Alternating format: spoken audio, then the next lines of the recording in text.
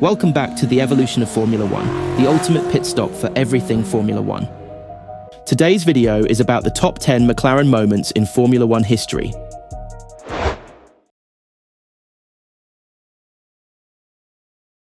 McLaren's journey began with team founder Bruce McLaren achieving a milestone that set the stage for decades of glory. In the 1968 Belgian Grand Prix at Spa, Bruce not only led his young team to their first ever Formula One victory, but did so driving a car bearing his own name. This made him only the second driver in history to win a Grand Prix in a self-built car, showing early on the ambitious DNA of the team. Fans and media were astonished. A scrappy independent outfit had beaten the established giants on sheer grit and engineering. It was a feel-good underdog story. The sight of Bruce McLaren on the top step at Spa, grinning from ear to ear, told everyone that Team McLaren had well and truly arrived. Little did anyone know this was the first chapter of a racing legend. It was the humble start of something special, proving that big dreams and a bit of Kiwi ingenuity can conquer the world stage.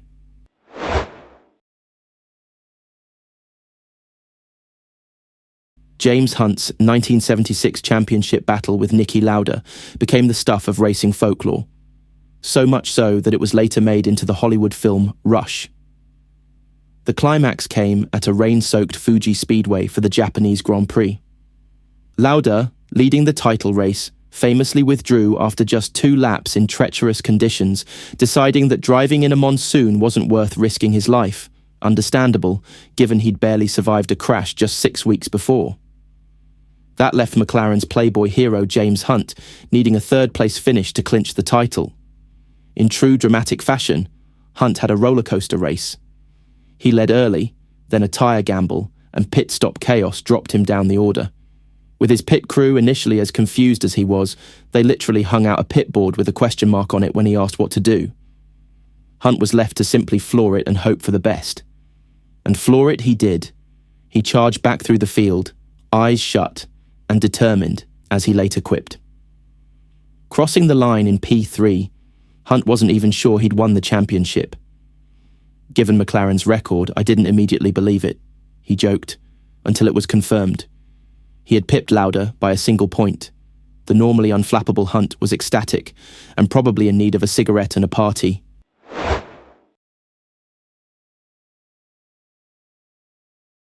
In 1981, McLaren didn't just win a race, they changed the game. Engineer John Barnard introduced the MP4/1, the first F1 car with a full carbon fibre monocoque chassis. Skeptics sneered that it would crack like an egg in a crash, but McLaren's gamble paid off in spectacular style. Not only was the car lighter and faster, it also proved to be incredibly strong in accidents. When John Watson took McLaren's first victory in 4 years at the 1981 British Grand Prix, it was the first ever win for a carbon composite car, and it silenced the doubters. Shortly thereafter, Watson survived a massive crash at Monza, with the carbon chassis intact, walking away unscathed. This technological masterstroke had fans and rival teams in awe. Suddenly every constructor scrambled to copy McLaren's unbreakable egg. The introduction of carbon fibre chassis is arguably one of the most important innovations in F1 history, and it was McLaren who ushered it in.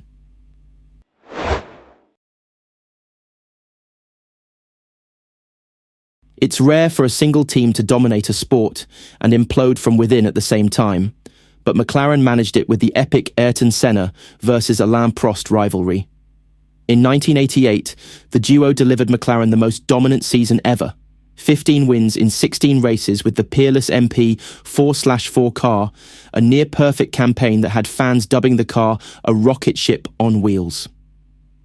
Senna clinched his first world championship that year, with Prost a close second, as McLaren left all competitors in the dust.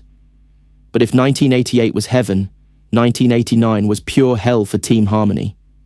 The competitive tension between the two icons exploded into all-out war at the Japanese Grand Prix in Suzuka. In a now infamous clash, Senna dived for a gap at the chicane.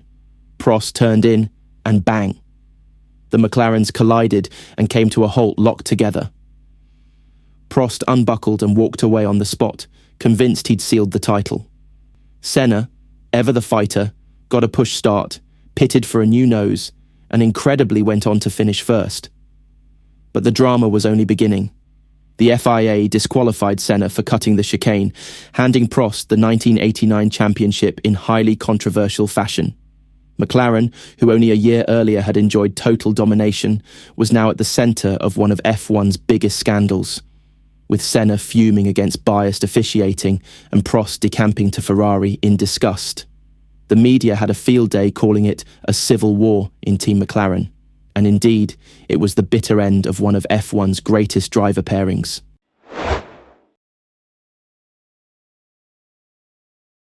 If you ever need proof that Ayrton Senna had some divine driving powers, look no further than the 1993 British Grand Prix at Donington Park. In pouring rain, Senna produced a first lap so breathtaking that it's simply become known as the Lap of the Gods.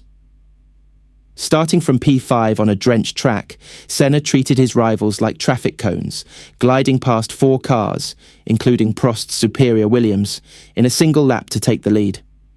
In the McLaren Ford, a car nowhere near the fastest that year, Senna left everyone, including his own team, utterly gobsmacked. In fact, when Ayrton blazed from 5th to 1st in those 90 seconds, the McLaren pit crew assumed Prost must have spun off. He hadn't. It was simply Senna's wet weather wizardry. The rest of the race was essentially a masterclass of car control. Senna ultimately lapped all but one other driver and won by 1 minute 23 seconds, making the world's best drivers look like amateurs. Even Senna himself said it's a dream. When God wants something, then nothing can stop it. For McLaren, it wasn't a championship or a controversy, but a shining example of pure driving genius in their car.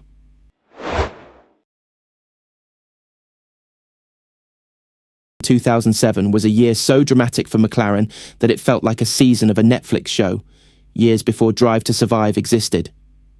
It had everything: an intense rookie versus champion rivalry and an espionage scandal, all wrapped in one. First, the rivalry. Lewis Hamilton, the bright-eyed McLaren rookie, went toe-to-toe with reigning 2-time champ Fernando Alonso in an internal team duel. Tensions boiled over spectacularly at the Hungarian Grand Prix, where Alonso deliberately blocked Hamilton in the pit lane during qualifying, preventing Lewis from taking pole. The incident earned Alonso a penalty and kicked off an all-out war within the team. The garage atmosphere was frostier than an Antarctic winter. Then, enter Spygate. McLaren was caught red-handed with 800 pages of confidential Ferrari technical data, thanks to a disgruntled Ferrari engineer and a McLaren designer sneaking info via, wait for it, a photocopier in Woking.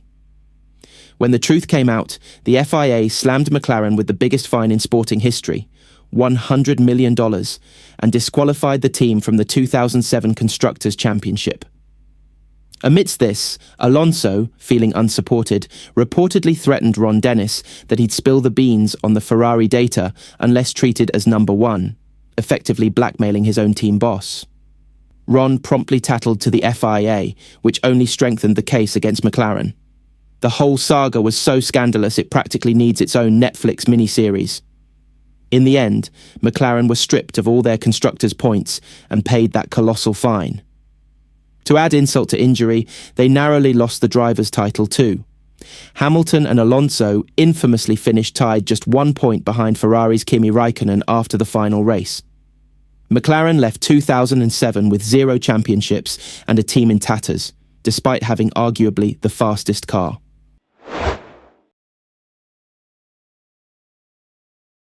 If your heart didn't pound out of your chest during the final lap of the 2008 Brazilian Grand Prix, you mustn't really be an F1 fan.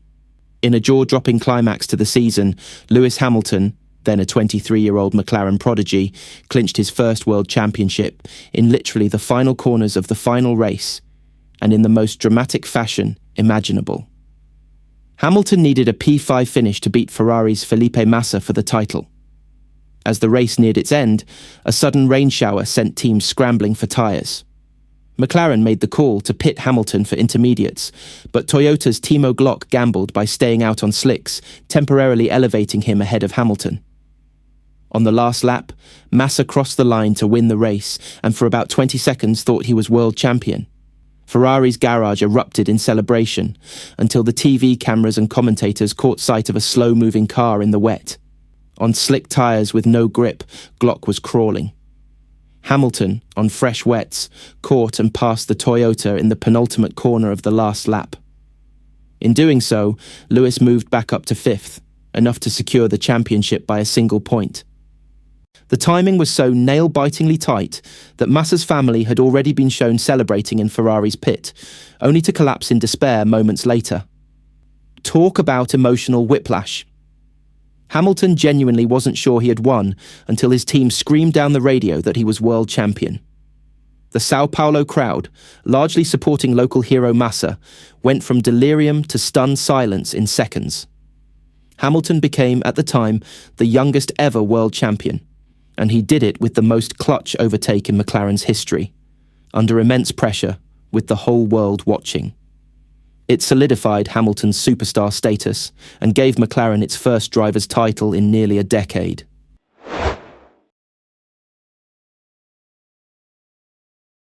Even great teams have great struggles, and for McLaren, one low point, albeit a darkly comical one, came during the ill-fated Honda engine partnership of 2015. After years of success with Mercedes power, McLaren reunited with Honda, dreaming of rekindling the Senna-Prost glory days.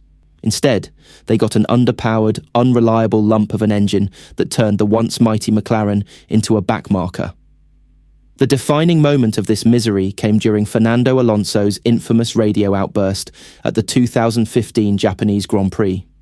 "They pass me on the straights like it's GP2. It's embarrassing. Very embarrassing. GP2 engine.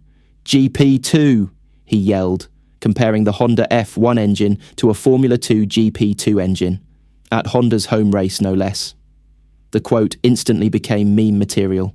Within hours, social media was flooded with GP2 engine jokes, and the clip went viral among the F1 community, to the mortification of Honda's top brass. McLaren ended 2015 ninth in the constructors' standings, their worst season in decades, and GP2 engine became the ironic rallying cry of frustrated fans.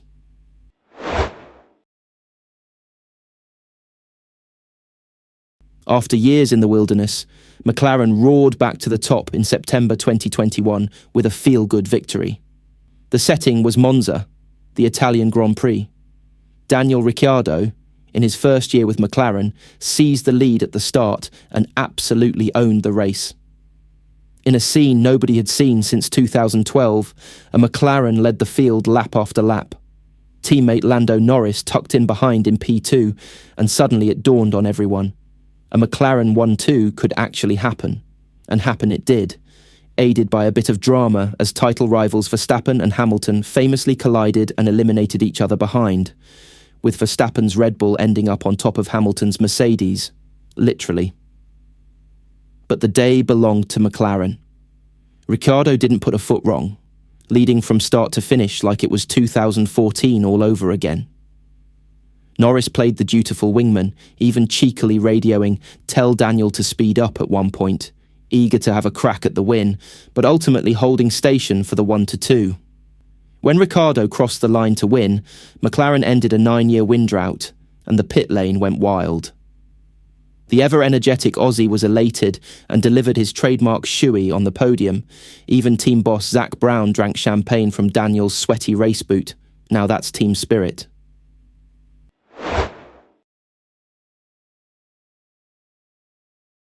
In the very same season as McLaren's revival, we witnessed a moment that broke the internet's heart. Lando Norris's agonising near win at the 2021 Russian Grand Prix. This was the ultimate heartbreak moment for McLaren fans. Norris, just 21 at the time, had dominated the weekend, securing his maiden pole position in tricky conditions and leading the race deep into the closing laps. It looked like McLaren were about to go back-to-back on victories, with their young star earning his first career win. With only a few laps to go, rain began to fall. A classic split-second, split-decision drama unfolded. Norris, in the lead, was hesitant to pit for intermediate tyres. His race engineer urged him twice to box, but Lando, seeing glory in his grasp, gambled on staying out on slicks. Behind him, Lewis Hamilton, on fresher intermediates, was closing fast. The rain suddenly intensified, and Norris's slick tyres turned into glass. In one heartbreaking lap, his McLaren went from pirouetting gracefully at the front to skating off the track nearly in the barriers as he struggled just to keep the car pointed forward. By the time he tiptoed back to the pits, the win was gone. Norris fell from P1 to P7 in an instant. This moment, though painful, became iconic because it showcased the razor-thin line between triumph and tragedy in F1. In true McLaren spirit, Lando bounced back with podiums later on, but the Sochi saga of should have, could have, would have is now part of team folklore. The sympathy for Norris didn't last too long amongst racing fans, the keyboard warriors labelling him Lando No Wins Norris. Thankfully for Norris, he finally got his first F1 race win at the Miami Grand Prix in 2024. From Bruce McLaren's breakthrough win in '68 to Lando Norris's rain-soaked anguish in 2021, McLaren's history is a rollercoaster of euphoric highs and gut-punch lows.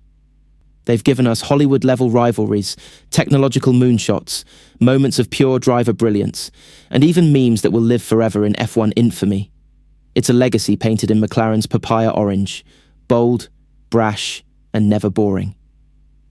There you have it. The top 10 most iconic moments of McLaren's Formula One history. We look forward to seeing what the future holds for McLaren, especially now with Lando Norris and Oscar Piastri on board. We hope you enjoyed this video. Please don't forget to like, subscribe and share for more videos like this. Until next time, keep your engines running